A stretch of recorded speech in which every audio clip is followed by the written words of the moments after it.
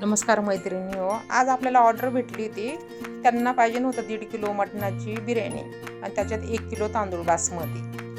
तर मग आपण मटण धुवून घेतलं, त्यात कांदा कापून टाकला आपण, नंतर लाल तिखट, गरम मसाला,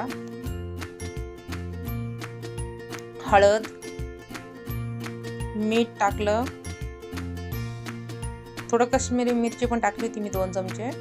थोडं मीठ टाकून त्याच्यावरती आपण दही कोथिंबीर टाकली, अद्रक लसणाची पेस्ट टाकली, दही टाकली आणि चांगलं आपण एकजीव करून घेतलं. ते पूर्ण मटणाला लावून घेतलं आपण ते पुरा मसाला. नंतर आपण एकजीव करून अर्धा तास ठेवून दिलं. नंतर आपण पितळाचं पातेलं घेतलं, त्याच्यात तूप टाकलं. आपल्या तुपात गावरान तुपातच करायची होती, त्याच्यामुळे तूप टाकलं मी 4 चमचे आणि कांदा फ्राय करून घेतला. आपल्याला कांदा चांगला फ्राय करून घ्यायचा होता, त्याच्यामुळे आपण तुपातच कांदा पण फ्राय करून घेतला.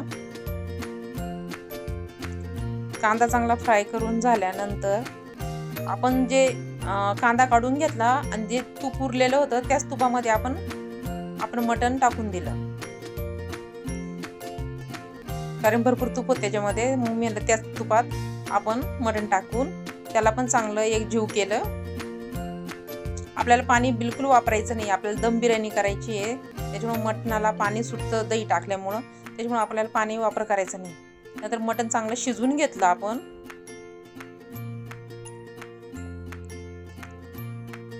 मी भात शिजवून ठेवला होता. आपण हा बासमती तांदूळ घेतलेला आहे 1 किलो. आपण त्याच्यामध्ये शहाजिरं, तेजपत्ता टाकून शिजवून घेतला होता.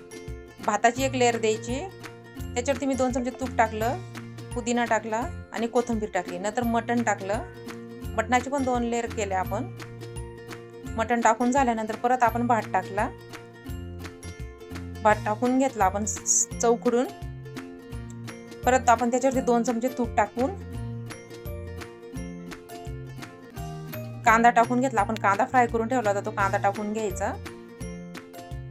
नंतर पुदिना आणि कोथिंबीर परत टाकून घ्यायचं आणि कमी गॅसवरती एकदम त्याच्यावरती आपण हे 20 मिनिटं दम देऊन घेतलं. आपली दम बिर्याणी तयार.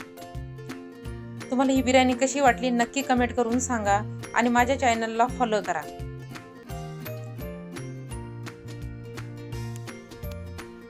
आपली दम बिर्याणी तयार.